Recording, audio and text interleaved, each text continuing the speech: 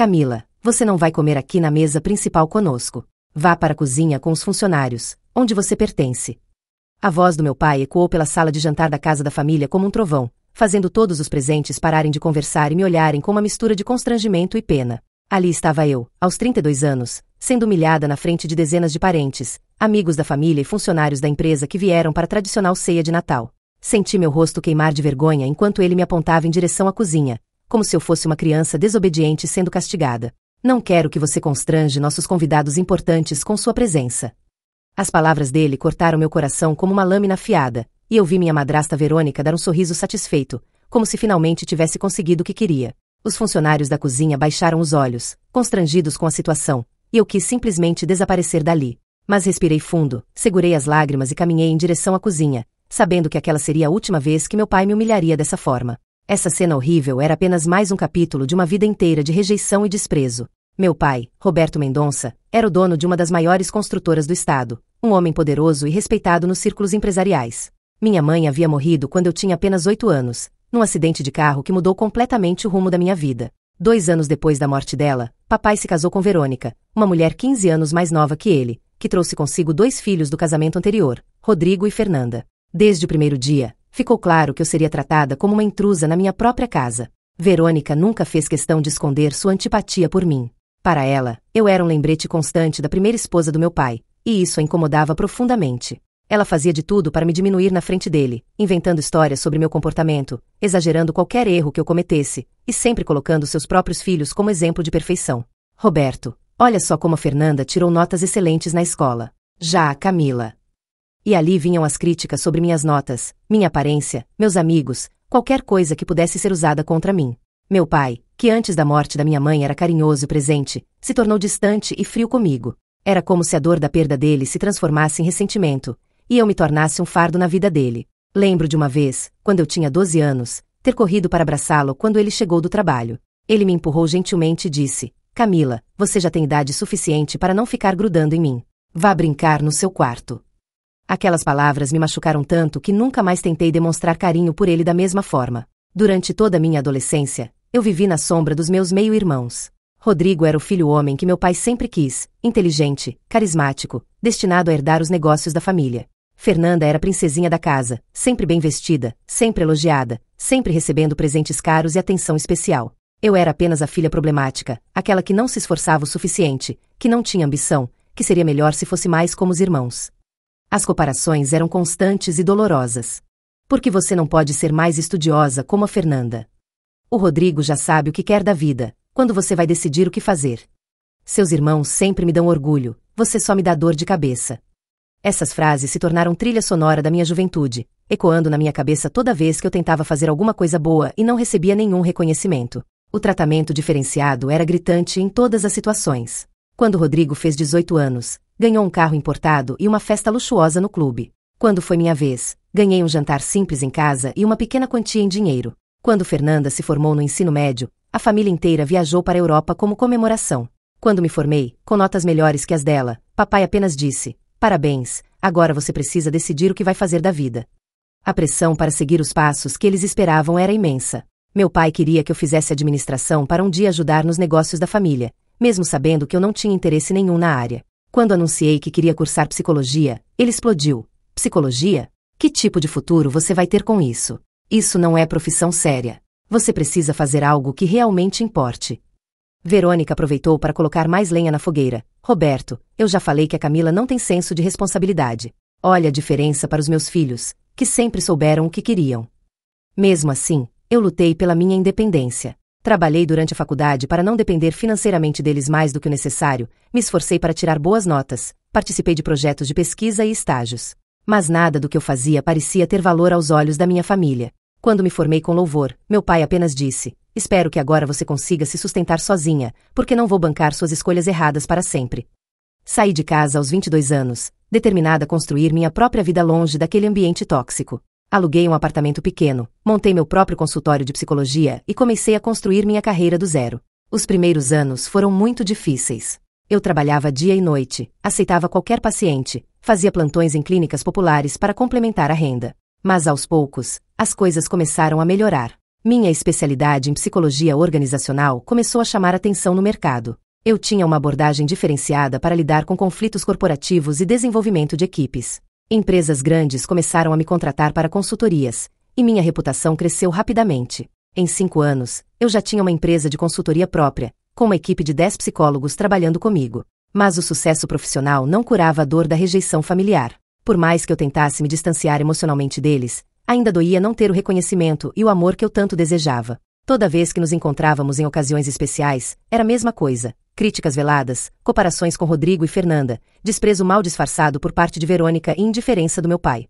Rodrigo havia assumido um cargo executivo na construtora logo depois de formado, mesmo tendo sido reprovado 2 vezes na faculdade. Fernanda havia se casado com um advogado rico e vivia uma vida de socialite, sem trabalhar ou ter qualquer responsabilidade financeira. E eu, que havia construído uma empresa de sucesso do zero, ainda era tratada como a filha fracassada da família. O pior era que meu pai nunca demonstrou interesse em saber sobre meu trabalho ou minhas conquistas. Quando eu tentava contar sobre um projeto importante ou um reconhecimento profissional que havia recebido, ele mudava de assunto ou dizia algo como: "Que bom, filha. Espero que você esteja sendo responsável financeiramente." Era como se meu sucesso fosse irrelevante, como se nada que eu fizesse pudesse ser realmente importante aos olhos dele. 3 anos atrás, algo começou a mudar na minha carreira de uma forma que nem eu imaginava. A construtora do meu pai estava passando por uma grave crise de gestão. Funcionários desmotivados, alta rotatividade, conflitos internos constantes, queda na produtividade. A empresa estava perdendo contratos importantes e a reputação no mercado estava sendo afetada. Foi quando o conselho administrativo decidiu contratar uma consultoria externa para resolver esses problemas. O engraçado é que eles nem sabiam que eu era filha do dono. Minha empresa havia crescido tanto que eu usava apenas meu nome profissional, Camila Santos. Santos era o sobrenome da minha mãe, e tinha uma equipe de vendas que fazia todo o contato inicial com os clientes. Quando recebi a proposta para trabalhar com a construtora Mendonça, meu primeiro impulso foi recusar. Trabalhar na empresa do meu pai, mesmo que indiretamente, parecia uma receita para mais humilhação e sofrimento. Mas minha sócia e melhor amiga, Laura, me convenceu a aceitar. "Camila, essa é uma das maiores construtoras do estado. Se conseguirmos resolver os problemas deles, nossa empresa vai alcançar outro patamar. Além disso, talvez seja uma oportunidade de mostrar para seu pai quem você realmente é." Ela tinha razão. Aquela seria minha chance de provar meu valor profissional justamente no lugar onde eu sempre fui desvalorizada como pessoa. Durante 1 ano e meio, trabalhei intensivamente na reestruturação do ambiente organizacional da construtora. Implementei programas de treinamento, mudei processos de comunicação interna, criei sistemas de reconhecimento e motivação dos funcionários. Os resultados foram impressionantes. A rotatividade caiu em 70%, a produtividade aumentou significativamente, e a empresa voltou a ganhar contratos importantes. O trabalho era feito principalmente através da minha equipe, e eu evitava aparecer pessoalmente na empresa para não criar situações constrangedoras. Mas o presidente do conselho administrativo, Sr. Eduardo Carvalho, fazia questão de me encontrar periodicamente para acompanhar os resultados. Ele ficava impressionado com a qualidade do meu trabalho e sempre dizia que eu era uma das profissionais mais competentes que ele já havia conhecido. Foi durante uma dessas reuniões que o Sr. Eduardo me fez uma proposta que mudaria tudo.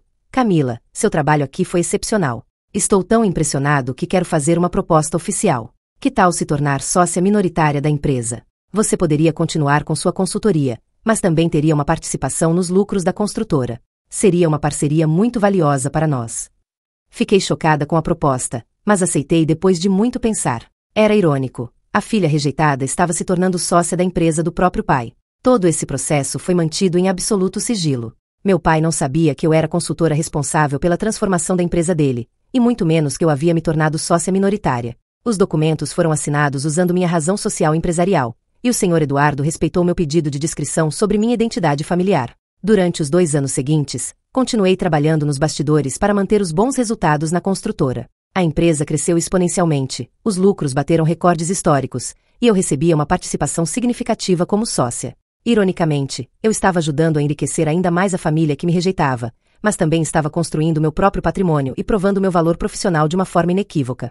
Foi nesse contexto que chegou o Natal de 2023. Como todos os anos, meu pai organizou sua tradicional ceia na mansão da família, convidando parentes, amigos próximos e os principais executivos da construtora. Eu sempre era convidada por obrigação, e sempre aceitava na esperança de que talvez, um dia, as coisas fossem diferentes. Mas naquele ano, Verônica havia decidido elevar o nível da humilhação.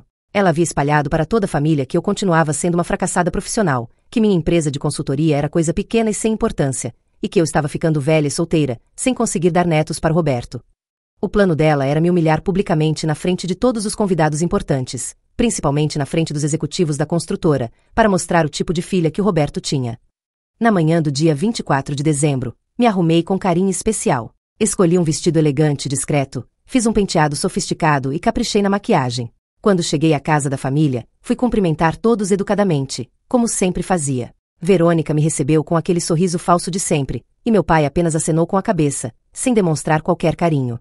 Durante o aperitivo, ouvi várias indiretas maldosas. Verônica comentou com as amigas: a Camila ainda está solteira, coitada. Aos 32 anos, já está ficando difícil arranjar alguém. Uma tia distante perguntou sobre meu trabalho, e antes que eu pudesse responder, Verônica disse: ah, ela tem uma empresinha de psicologia. É bonitinho, mas não é nada comparado com o sucesso dos meus filhos. Cada comentário era como uma pequena punhalada, mas eu me mantive educada e elegante, esperando apenas que a noite passasse rápido. O momento mais humilhante veio na hora da ceia. Todos estavam se dirigindo para a grande mesa de jantar, lindamente decorada com toalha bordada, louças de porcelana e arranjos de flores caríssimos. Eu estava caminhando naturalmente em direção ao meu lugar de sempre, quando meu pai me barrou o caminho e pronunciou aquelas palavras cruéis que abriram esta história. Camila, você não vai comer aqui na mesa principal conosco. Vá para a cozinha com os funcionários, onde você pertence. O silêncio que se seguiu foi constrangedor. Até os funcionários ficaram sem graça com a situação. Mas eu respirei fundo e caminhei dignamente em direção à cozinha, onde os empregados da casa estavam jantando numa mesa menor. Eles me receberam com simpatia e constrangimento, oferecendo lugar para eu sentar. Maria, a cozinheira que trabalhava na família há 15 anos, sussurrou no meu ouvido: não liga, filha. Seu pai às vezes não sabe o que fala. Foi quando eu estava sentada naquela mesa, tentando manter a compostura diante da maior humilhação da minha vida, que ouvi passos firmes vindo da sala de jantar. Era o senhor Eduardo Carvalho, presidente do conselho da construtora, procurando por alguém. Ele entrou na cozinha com uma expressão séria no rosto e perguntou: onde está a doutora? Camila Santos. Preciso falar com ela urgentemente. Todos os funcionários me olharam confusos. Eu me levantei lentamente e disse: sou eu, senhor Eduardo. Ele sorriu calorosamente e disse, em voz alta: doutora Camila, estava te procurando. Preciso te apresentar para algumas pessoas importantes que estão aqui hoje. Como nossa sócia minoritária, você deveria estar na mesa principal, não escondida na cozinha. O impacto daquelas palavras foi como uma bomba explodindo. Os funcionários me olharam com surpresa e admiração. Maria deixou cair o garfo que estava segurando. E eu, pela primeira vez em 32 anos, senti que finalmente seria vista pelo que realmente era, não pelo que minha família queria que eu fosse. Sócia minoritária? Perguntou Carlos, o motorista da família, incrédulo. O senhor Eduardo assentiu com orgulho. Claro. A doutora Camila é uma das profissionais mais brilhantes que já conheci. O trabalho dela transformou completamente nossa empresa. Graças a ela, batemos recordes de lucro nos últimos 2 anos. É uma honra ter uma pessoa do calibre dela como nossa parceira de negócios. Naquele momento, ouvi vozes alteradas vindo da sala de jantar. Meu pai estava claramente discutindo com alguém, e pude ouvir Verônica tentando amenizar alguma situação. O senhor Eduardo me ofereceu o braço e disse: venha, vamos esclarecer essa confusão toda. Não faz sentido nossa sócia estar na cozinha enquanto nós estamos na sala principal. Caminhamos juntos de volta para a sala de jantar, onde encontramos um verdadeiro pandemônio. Meu pai estava vermelho de raiva, gritando com seus próprios executivos. Verônica tentava acalmar a situação, e Rodrigo e Fernanda pareciam totalmente perdidos. Quando nos viram chegando, todos pararam de falar. Roberto, disse o senhor Eduardo com autoridade, preciso esclarecer uma situação muito constrangedora. Você acabou de mandar sua própria filha comer na cozinha, mas ela é nossa sócia minoritária. Camila Santos, a consultora que transformou sua empresa e a tornou mais lucrativa do que nunca, é sua filha. E você a tratou como se fosse uma empregada na frente de todos os nossos parceiros de negócios. O silêncio que se seguiu foi absoluto. Pude ver o choque no rosto do meu pai, a incredulidade no rosto de Verônica, a confusão nos rostos de Rodrigo e Fernanda. Todos os convidados nos olhavam sem saber o que fazer ou dizer. Era como se o mundo tivesse parado naquele momento. Isso não é possível, murmurou meu pai, olhando para mim como se estivesse vendo um fantasma. A Camila, ela tem uma empresinha. Não pode ser. O senhor Eduardo riu sarcasticamente. Empresinha? Roberto, a empresa de consultoria da sua filha é uma das mais respeitadas do mercado. Ela tem contratos com multinacionais, já ganhou prêmios de excelência profissional, e é reconhecida como uma das melhores profissionais da área no país. Verônica tentou intervir com sua voz trêmula, mas, como isso é possível? A Camila nunca falou nada. Olhei diretamente para ela e disse, com uma firmeza que nunca havia tido antes: eu tentei falar muitas vezes, Verônica, Mas vocês nunca quiseram me ouvir. Vocês estavam muito ocupados me diminuindo para prestarem atenção nas minhas conquistas. Meu pai se aproximou de mim com uma expressão de total incredulidade. Camila, é verdade isso? Você realmente é sócia da minha empresa? Respirei fundo e respondi. Sou, papai. Há 2 anos. Meu trabalho salvou sua construtora da falência, aumentou os lucros em 300% e transformou o ambiente de trabalho de todos os seus funcionários. E durante todo esse tempo, você continuou me tratando como se eu fosse um fracasso. As lágrimas começaram a correr pelo meu rosto, mas minha voz permaneceu firme. Durante 32 anos, eu tentei provar meu valor para você. Me esforcei na escola, na faculdade, na vida profissional. Construí uma carreira de sucesso, ajudei centenas de pessoas através do meu trabalho, me tornei uma profissional respeitada no mercado. Mas nada disso importava, porque você já havia decidido que eu não prestava. Meu pai tentou se aproximar mais, mas eu dei um passo para trás. Você sabe qual foi a coisa mais dolorosa de todas? Não foi só o desprezo ou as comparações com Rodrigo e Fernanda. Foi perceber que você nunca teve curiosidade sobre quem eu realmente era. Nunca perguntou sobre meus sonhos, meus projetos, minhas conquistas. Você simplesmente decidiu que eu era uma decepção e parou de tentar me conhecer. Verônica tentou falar alguma coisa, mas eu a interrompi. E você, Verônica, passou anos tentando me diminuir porque eu representava uma ameaça para seus filhos. Você tinha tanto medo que eu conseguisse o amor e reconhecimento do meu pai, que fez de tudo para garantir que isso nunca acontecesse. Parabéns, você conseguiu.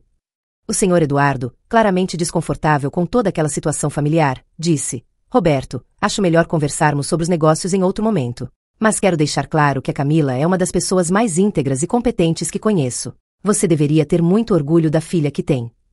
Olhei para todos os presentes, que assistiam àquela cena como se fosse um filme dramático. Senti uma força interior que nunca havia experimentado antes, uma libertação de décadas de dor e humilhação. Papai, disse eu, olhando diretamente nos olhos dele, hoje você me humilhou pela última vez. Mandou-me sentar na cozinha porque achou que eu não era boa o suficiente para estar na mesma mesa que seus convidados importantes. Mas a ironia é que eu sou uma das pessoas que mais contribui para o sucesso da sua empresa. Fiz uma pausa, respirei fundo e continuei. Durante anos eu esperei que um dia você me visse com orgulho, que reconhecesse meu valor, que me tratasse com o mesmo carinho que trata Rodrigo e Fernanda. Mas hoje eu entendi que isso nunca vai acontecer. Não porque eu não mereço, mas porque você escolheu não enxergar quem eu realmente sou. Meu pai tentou falar, mas eu levantei a mão para interrompê-lo. Não precisa dizer nada agora, papai. Já é tarde demais para palavras. Você teve 32 anos para ser um pai para mim, e escolheu ser um estranho. Hoje, quando deveria estar comemorando o Natal com sua família, você me humilhou na frente de todos porque estava com vergonha de mim. Mas quem deveria estar com vergonha é você. Caminhei em direção à porta, sentindo-me mais leve do que havia me sentido em anos. Parei na entrada da sala e me virei uma última vez. Senhor Eduardo, obrigada por me defender e por reconhecer meu trabalho. Amanhã conversaremos sobre os próximos passos da nossa parceria. Olhei para minha família e disse: quanto a vocês, espero que um dia aprendam a enxergar as pessoas pelo que elas realmente são, não pelo que vocês acham que elas deveriam ser. E com essas palavras, saí daquela casa pela última vez como a filha rejeitada, e entrei no meu carro como a mulher bem-sucedida e poderosa que eu sempre fui, mas que finalmente havia encontrado a coragem de reconhecer em si mesma